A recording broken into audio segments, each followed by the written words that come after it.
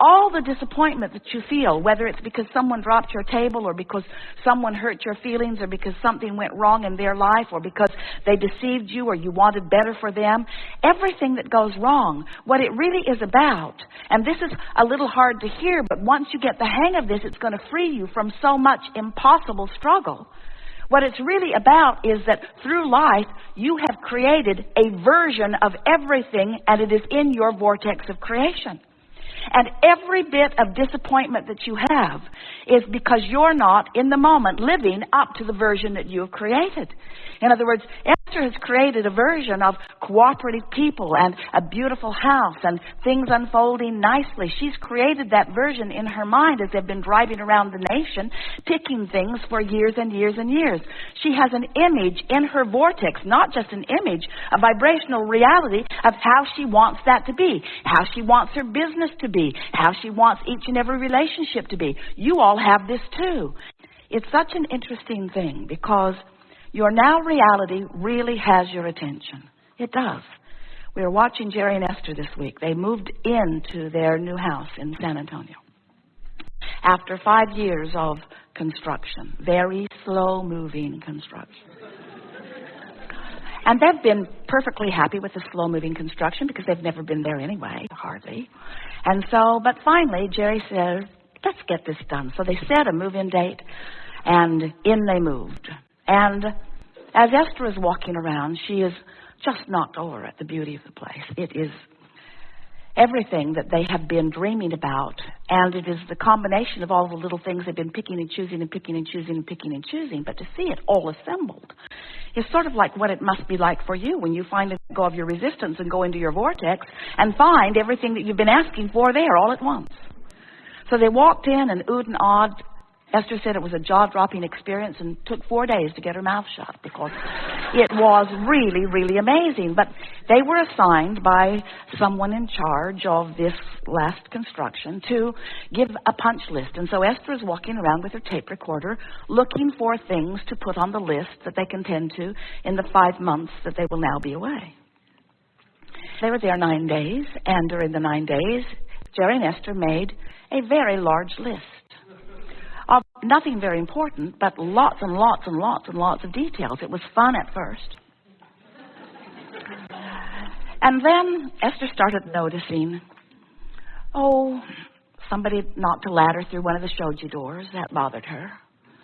And someone had knocked a hole over here. In other words, construction things are sort of hard on things. And Esther said to Jerry, our house is old and we haven't moved in yet. And Jerry said, it's going to get older before you move in, so brace yourself, because there's many more people going to be there. And so Esther began that little discomfort as she began walking around. And then one day, a very nice man came to finish the cabinets in the laundry room. And Esther liked him so much. And then she saw him out on the deck, standing in the dirt, working with his skill saw. And then she saw him cracking all of this dirt and stuff into the house. And she said to him nicely, I'm going to get a broom so we can clean up these rocks so that we don't step on them and mark the floor. And he looked at Esther like she was his own annoying mother and said, ma'am, which in and of itself is annoying, I always clean up after myself. And Esther said, I want you to clean up during so that we don't mark up the floor. So Esther cleaned it up and put a mat out for him to stand in so he didn't have to stand in it.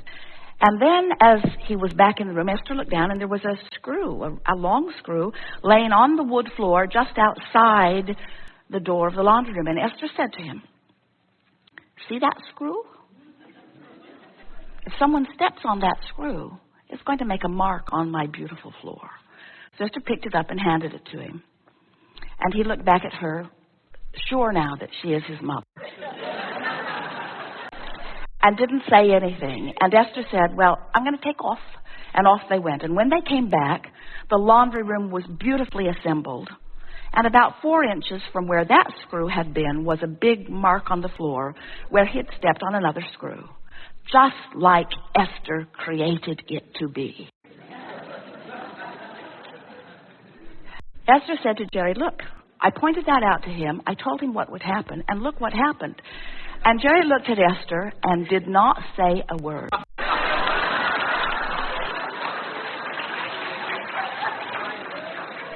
However, Esther can read his mind, so he was still in trouble. At which point Esther said, I hate law of attraction. I was happier before I knew that I am the creator of my own reality. It could not have been a better creation. But wait, it gets better. Then the furniture company came, delivering some beautiful furniture that they've picked out from California. We're reaching for the best way to break this to you easily. So the nice men bring the big, beautiful console table in, and it's all wrapped up, just like they promised it would be when they said they would deliver it. Wrapped up with foam and cardboard and shrink wrap. You couldn't even see the table, and it was upside down on the dolly, a long dolly. So in they wheeled it, and they carefully cut it with Esther hovering, saying, it's really shiny. Watch that blade. Be careful with my table. It's one of a kind. I wouldn't want anything to happen to it.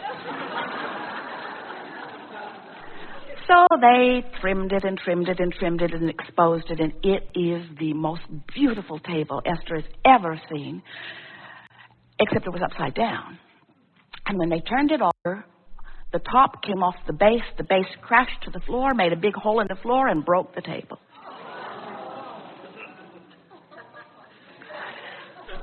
Esther said something that would need to be edited out of this recording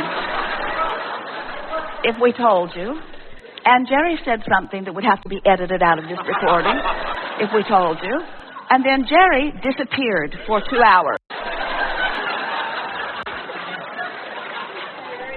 Esther called him on the phone and called him a coward.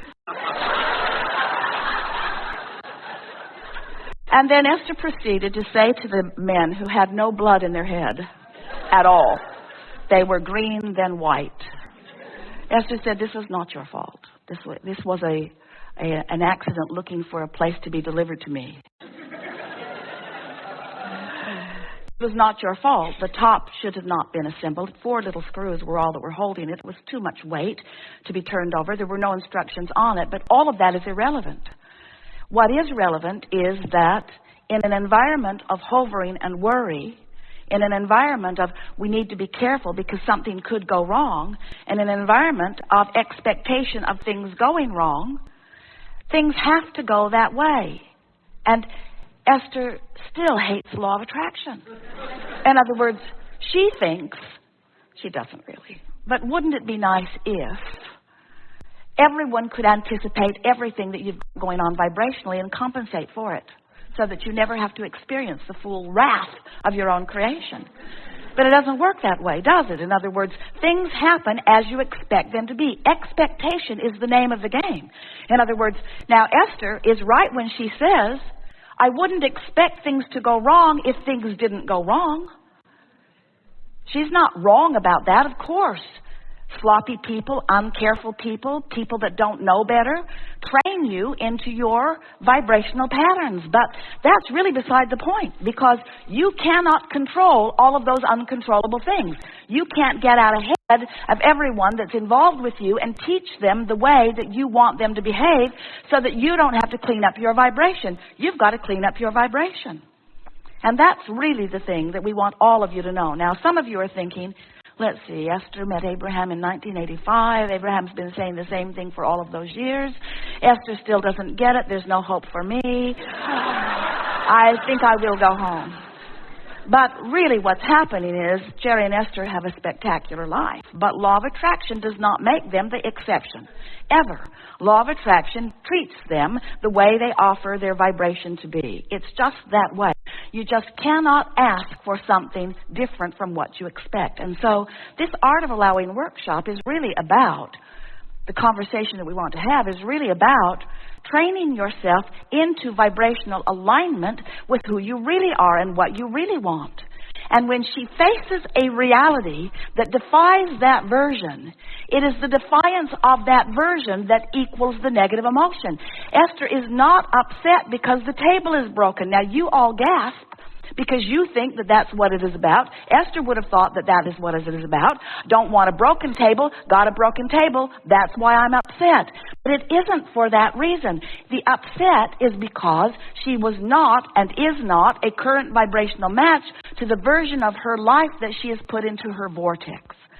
So now Esther could play that back. All right, Abraham, my table was just dropped. It was pretty for a minute. My table was just dropped. And there's a perfect table in my vortex. Is that what you're saying? How do I reconcile the broken table with the table that's in the vortex? By understanding that you never get it done and you can't get it wrong. By understanding that the discord is not because the table is broken. Now that's hard to hear. The discord is because in this moment that you are looking at the broken table, you are not living up to the version of your life. It's not a broken table. It's a feeling of out of controlness. It's not a broken table. It's about not getting to be home but only for 9 days before I'm taking off. It's not about a broken table. It's about trying to do too much in too short of time. It's not about a broken table. Are you hearing what we're getting at? It's about not living up to the version that is in your vortex. You've got to keep up with you. Life keeps causing you to expand. And it was so interesting because Jerry had walked away and he'd gotten involved in other things and had forgotten about the table. Esther was there while the men were still unwrapping other things. And they were all laughing about it. Esther said, "I'm sorry for my outburst." And the man said, "I thought you took it rather well." And then they began laughing about it and speculating what now and pondering whether it could be fixed. And Esther's talking about how interesting it is and how all of the pieces seem to be there. And someone really good at it may be able to put it into place. And a really good woodworker, and there are several around, in fact, she knows one, could probably have a very good time making that table new again. Now, later, all through the rest of the week, as Esther is walking by, seeing the broken leg on the table, she is looking at it differently. In other words, past the shock of it and into the solution of it.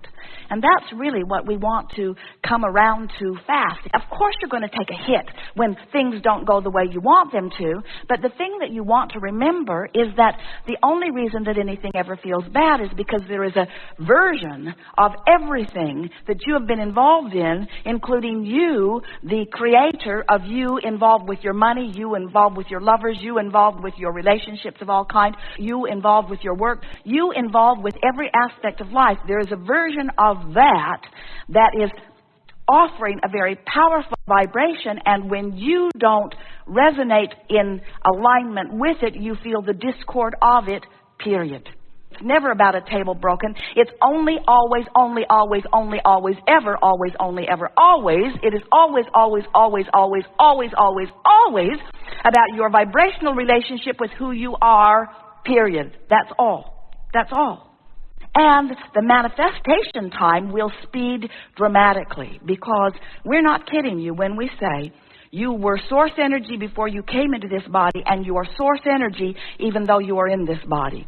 A part of you is here, present, this focused, genius personality that you know as you, important part of you here in this physical body.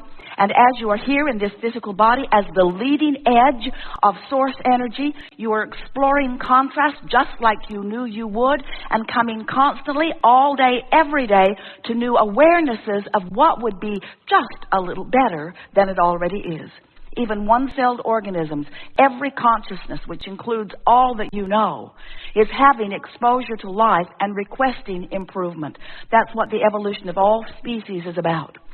So as you know what you don't want, you know what you do want. And that rocket of desire emanates from you vibrationally. And here's the best part of this that you don't now know consciously, if you're like most humans, as that rocket exudes from you, this non-physical part of you who remained as non-physical energy even while you're here in this physical body, this source energy, God force part of you became the vibrational equivalent of the new request that you set forth, and holds that vibrational place marker, holds that set point, and calls you